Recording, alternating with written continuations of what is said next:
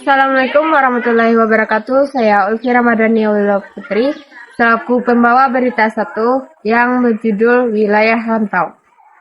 Wilayah rantau merupakan wilayah yang dijadikan sumber mencari hidup di luar wilayah Dare.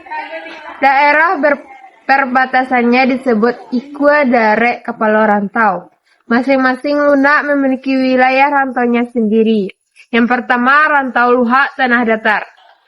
Merantau ke arah barat dengan tenggara dan tenggara, daerah rantaunya meliputi pertama Rantau Nan Kurang Aso 20, Lubuk Ambacang, Lubuk Jambi, Gunung Koto, Benai, Panggian, dan lain-lain.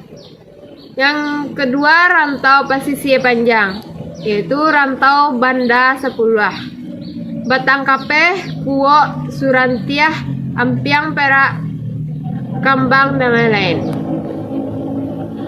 Daerah ujung Dare Kapalo rantaunya adalah Anduriang, Kayu Tanam, Gubak Kapalo, Hilalang, Sincin, dan lain-lain. Yang kedua, Rantau Luhak Agam. Menyebar ke arah utara dan barat dengan daerah rantaunya sepanjang pantai Samudra Hindia, Pasaman Barat, Pasaman Timur, Panti, Rao, dan lain-lain. 3. Rantau Luhak 50 Koto. Memasuki daerah Riau daratan sekarang, yakni Pangkalan Jokoto Alam, Gunung Malintang, dan lain-lain. 4. Rantau Nan Sambilan, yaitu Nagari Sambilan. Terletak di Malaysia, nagarinya Sungai Ujong, Jelebu, Jehal, Rembau, Segamat, dan lain-lain. Saya Serin Sukar akan menyampaikan materi tentang wilayah pasisir. Wilayah pasisir membentang sepanjang pantai barat Sumatera, mulai dari Tapanuli Selatan hingga Mungko-Mungko atau Bengkulu. Pasisir ini dibagi dua pula, yaitu pasisir Tiku, Pariaman, dan pasisir Pasaman.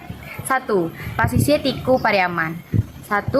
Piaman Laweh meliputi Kasang Jok Duku, Sintua Jok Lubuk Aluang, Sunua Jok Kurai Taji, Toboh Jok Pakandangan, Tiku Jok Pariaman, Nareh Jok Sungai Limau, Malai Sungai Garinggiang, Limo Koto Jok Kampung Dalam, Sungai Sariak nan Sabari, 2 kali Sabaleh Anam Lingkuang. 2. Padang Salapan. Suku meliputi Lubuk Kilangan dan 20, Pawah 5, Pawah 9, Sungai Sapiah, Lubuk Minturun, Koto Tangah, Lubuk Buayo. 3. Ranah pasisir meliputi Silawi Jok Lunang, Indropuro Jok Aye Haji, Pungasan Jok Sunanggai Tuno, Labuan Balai Salasa, Suratiah Jok Sungai Sirah, Lakitan Jok Koto Baru, Kambang Ampiang Perak. 2. Pasisir Pasaman. Sasak Jok Kinali, Parik Batu Jok Koto Baru, Padang Tujuh Jok Awa Kuning, Lubuk Padang Jok Aye Gadang, Sontang Muaro Kiawai, Sungai Awa Jok Uncuang Gadang, Parik Jok Aye Bangi, dan sekitarnya. Assalamualaikum warahmatullahi wabarakatuh. Perkenalkan, saya Fahri Agus Saputra sebagai pembawa berita 3, yaitu kebudayaan Minangkabau. Poin Jaraningrat mendefinisikan kebudayaan sebagai keseluruhan sistem gagasan, tindakan, dan hasil karya manusia dalam rangka kehidupan masyarakat dan dijadikan milik manusia dengan belajar.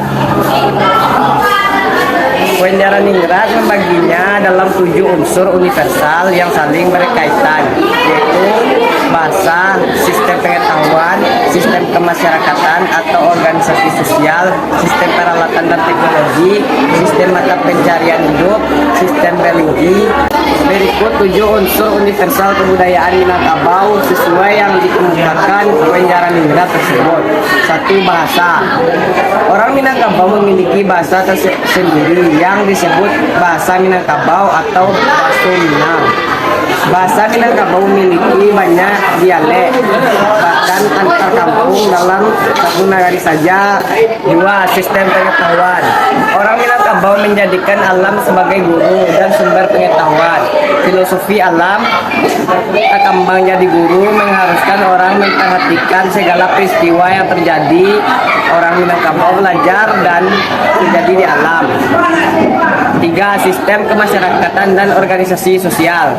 Sebenarnya masyarakat Minangkabau tidak menganut sistem matrilineal secara utuh karena basuku kamanandeh banasab kaya. Dalam sistem sosial dan budaya, ibu atau perempuan memiliki tempat tertinggi di Minangkabau. Suku dianut berdasarkan suku ibu. Jika suku ibu Caniago, maka anaknya akan bersuku Caniago. Begitu juga dalam pewarisan harta pusaka tinggi yang berhak menerimanya anak perempuan dari pihak ibu. 4. Peralatan dan teknologi. Minangkabau memiliki produk unggulan tersendiri dan dalam teknologi serta membuat peralatan yang digunakan untuk membantu pekerjaannya. Kita mengenal nagari-nagari penghasil peralatan dan teknologi seperti Pandai Basi di Sungai Puah. Selain Sumbagadang merupakan pencapaian tertinggi teknologi orang Minangkabau di bidang infrastruktur. 5. Sistem mata pencarian. Wilayah Minangkabau yang dikelilingi api terdiri dari perbukitan dan lembah yang tersubur. Umumnya mata pencarian utama masyarakat Minangkabau adalah bertani, menggarap sawah dan ladang. 6. Sistem religi. Ada istilah yang berkembang orang Minang itu Islam Badariyah atau orang Minangkabau itu penganut Islam yang teguh. Artinya setiap yang mengaku orang Minangkabau itu pasti dan harus beragama Islam. Sebab ada gium adat basandi syarak basandi kitabullah seumpamanya nafas bagi kehidupan orang Minangkabau. 7. Kesenian. Kesenian bagian dari adat istiadat di Minangkabau. Adatnya orang muda di Galanggang. Galanggang sebagai tempat berkumpulnya masyarakat terutama orang muda.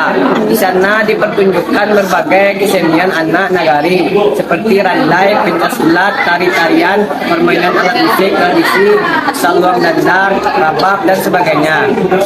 Selain itu ada juga pertunjukan kesenian yang bersifat religi. Dari unsur-unsur universal kebudayaan tersebut dapat dilihat kebudayaan Minangkabau terdiri atas unsur nilai, kerangka perilaku dan hasil karya cipta.